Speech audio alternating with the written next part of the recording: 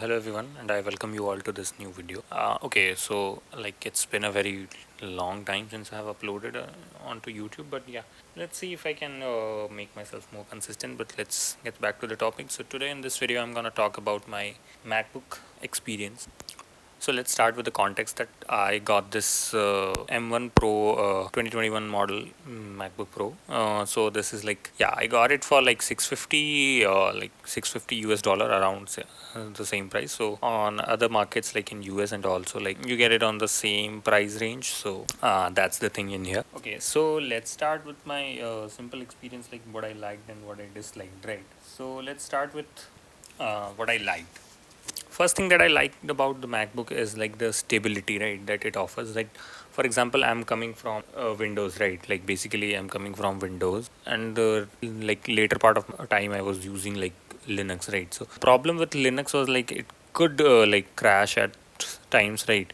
I mean, there could be like unknown failures. That was like the case for Linux for some, like basically sometimes I have faced that, and like Windows is notorious for that. I think everybody knows about that. So like Windows were like having problem of like updating itself, like going into update mode, and like whenever you wake it up from sleep, right, it's just like it's lagging for a minute or two, like it will start the engine, then only like you'll get that performance, right? So that was the kind of problem that I used to face in Windows. Even like with the very competent hardware, I have seen Windows like struggling a lot. So that was one of the things that I kind of like feel that is not in here, at least. It like wakes up instantly and so on. Second thing that I liked about is the display, right? It's like I think it's mini LED. I think I'm pretty sure. Yeah, it's mini LED and it's pretty bright. It's pretty vibrant and color accurate also. And yeah, it's like high resolution and high refresh rate. So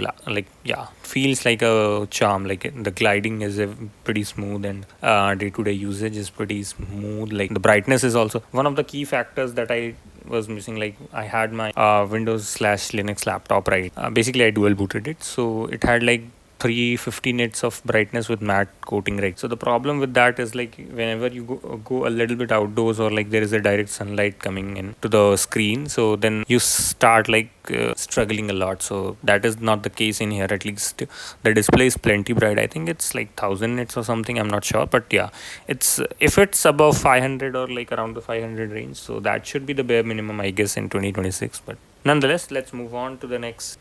The speakers are like pretty good. I mean, I haven't experienced that kind of clarity in a very small compact form factor, like yeah. So that's straight out, the speakers are pretty good. I think most of the things that I'm mentioning, it's not pretty new, but yeah, but it's my first time, so I think I'm gonna mention. But nonetheless, let's go ahead with the another thing is that your trackpad. I like this trackpad a lot. Like this haptic feedback, I like it. Like in Windows you have to press sometimes in the corner, and like your trackpad just goes down a lot, and you like started worrying, right? Sometimes it happened with me also, right? Like no matter, we used to get that one, except for very premium like XPS or something, I'm not sure, but now I think it's becoming a norm in Windows world also. But yeah, that's pretty like it is a long way to go to come to the budget hardware, right? Like yeah. Third thing that I liked is the build quality. I mean, my old laptop also had the pretty quality, so that thing at least I'm not missing in here. One thing I find it a bit odd of that, like the hinge design of that Apple, right? Like it from outside it looks like it's complete, right, but yeah, from inside it's just like 2 point of hinges. So yeah, I think it's pretty standard for Apple at this point, so I don't think it's having any stability issues or anything. So yeah, it's quite tried, and I'm good with that also. Yeah. Third, I mean, I lost the count, but the last point is that the battery life, right? Currently my battery health, if you can see in my screen, it's like, how to check it? Yeah, I think battery health, yeah, here it is. So my battery health is like 86%, and I'm using it for like what, 2 3 months, I think. 2 months. From 2 months I'm using it, and it has not degraded yet, hopefully. So since it's a like second hand or whatever, I don't know, nth hand device, but it's not new hardware, right? So considering that, even that also, like this M1 chip, M1 series chip, like it's offering a pretty good battery life for me, right? I mean, I'm getting like 5 to 6 hours of like light usage, right? I don't have to, like, for example, if I'm going to like work, right, and then I use it, like it lasts easily for 2 days because I'm not using it full time, but still, yeah, it like it gives me like 5 to 6 hours of light usage, and even more than that, I guess. And I have not measured it mathematically, but yeah, I have observed it, like it's pretty good, and the charging speeds are also fine. Another point that I liked is that the standalone performance, basically related to battery, since we are talking about. So like the standalone performance, basically when you plug it out and then use it, you don't notice like performance difference, except for like I have configured it like this, right, like slightly dim the battery. So that's the only noticeable thing that happens when you unplug it from the charger. Other than that, like the performance stays consistent, it doesn't drop that much. And yeah, so that is the gist of it, though, that the things that I liked. And let's move on to the things that I disliked, right? And mostly the dislikes are in software department. I mean, I'm not going into the repairability things, right? We all know that how Apple is for repairs and all. So let's not go into that right now. Like the one thing that I miss, like for example, when I'm doing development and all, right? So one thing that I miss is, for example, you are in a full screen, right? Now you want to, like, for example, you have opened a form or something and you want to upload a file, right? You want to drag. So in order to do that, you'll have to minimize this, right? You can't do that in full screen. Like I can't bring my Finder on top of a full screen desktop, because Apple treats a full screen app in a particular desktop. I mean, I guess. Yeah, that is the case. I mean, this. Yeah, you can see that it read the full screen app into a particular desktop, restricts it from doing that. So that is one of the very major missing for me. Like I do that uh, I used to do that every day on a Windows or Linux machines. Sure. So that is one thing. Another thing that I dislike is unconventional scroll, right? For example, you have configured the trackpad to scroll like this. I mean, that's the normal configuration, but the moment like you connect a mouse, so that is also like following this, and they are like interlinked, right? So you cannot adjust them independently. In order to do that, you have to do it via like a third party app. So that is a very minor inconvenience, I would say. That should not have been there, but yeah, still here. Another thing that I don't like is the keyboard. I mean, don't get me wrong, it's a pretty good keyboard, but I want my keyboard to be like a little bit more bouncier, right? It's like very flat for me. So even though it's pretty good, but I mean the structure and all is fine except for that arrow keys. I mean there was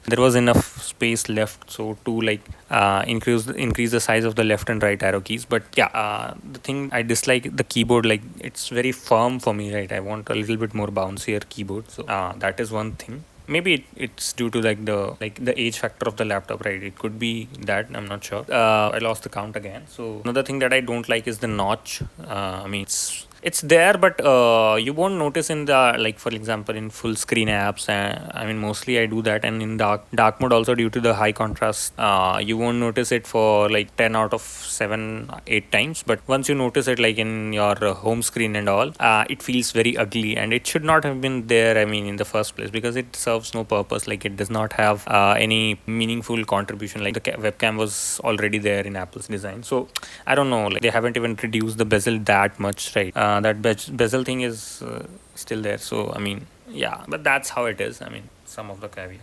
And there is one other thing that I don't like is this: there is no gesture. For example, this gesture is there for like to go like 3 fingers to like summarize or go to a compact view to select apps and all. But why there is no like like it should work the downwards also, right? Like to minimize all the apps. It used to work in Windows, and I think in GNOME also it works. I'm not pretty sure, but yeah, in Windows at least it works. So that one thing I miss in here. And sometimes like people don't like the animation speed, like people want to adjust the animation. So I mean for me it's okay, but yeah, I do notice it sometimes. Like for example, closing this app, right, it takes a heck amount of time. So if you want things fast, you'll have to, I mean, adjust the things that you want to do. So that is one thing. And another thing that I don't like is this Tahoe rounding, right? It's too much, like it's wasting too much real estate, first thing first. And it's pretty inconsistent within the apps, right? For example, some apps follow it, some apps doesn't. So that is the thing. I mean, third party apps, the major app that doesn't follow it is WhatsApp is still not able to like follow the rounding. So it follows the old style, and yeah, it is like odd sometimes, I would say. Let's talk about my decision to get why to get this, right? Basically why I got this. So like what I had few options, right? Like I could get like M4 base model, right, when I was getting this, because later on Apple launched a new model, and but they have also increased the price also for that model.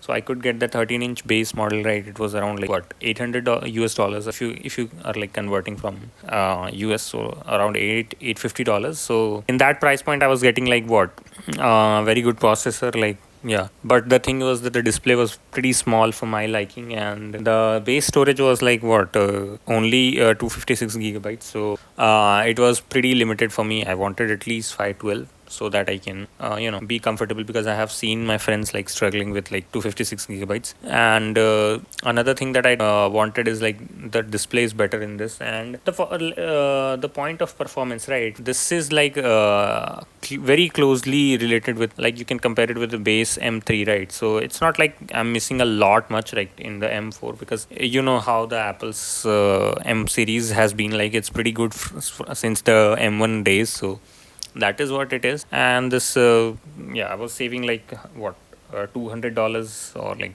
yeah, 20,000, 25,000 rupees. So that was also the case. And in that same price point I was getting like, better GPU, right? Compared to M3 I'm talking about, right? Or maybe, yeah, I mean, I'm getting a better GPU, right? And better port support. Type C port on either side is like a lifesaver for me. So that is one thing. The storage I already talked about, and the performance is also acceptable. As I already mentioned, like it's comparable to M3, at least in the multi-core. So yeah, it's not like you're missing out too much, depending on your workload also, right? And the display is much better, right? Like it's much brighter, and like it's high resolution, I mean, what do you say, high refresh rate. So that's your another point you can add. Yeah. And what I'm missing out is like the warranty, right? And I'm not sure like how long this will last. But yeah, I think the condition is pretty good for the price point. So yeah, I mean, that's it. So that was my experience, like of using Apple's device for the first time, like for 2 months. And yeah, the experience has been largely positive. So there's that. I hope you liked this video. And another thing that I would like to mention is like install this what do you say, that this unnatural scroll wheel, something called that, to adjust your delink, basically your scroll directions, the mousepad and the trackpad. Another thing that I use on a daily basis is Raycast. I think it's pretty popular if you like want to use it. The shortcut is what, give me 1 second. Yeah, this is your shortcut. I mean, I think everybody should use Raycast, in my understanding. So there's that. In Raycast is pretty good. That's it. And I do use some other apps, but mostly related to my development. So there's nothing in that regard. So yeah, I hope you liked this video, and I hope to be more consistent on YouTube coming in the coming days. And let me know if you want to like any topics, or like anything you want to mention, so that you want me to cover or something. So yeah, that is there. Okay, then I'll see you in the next video.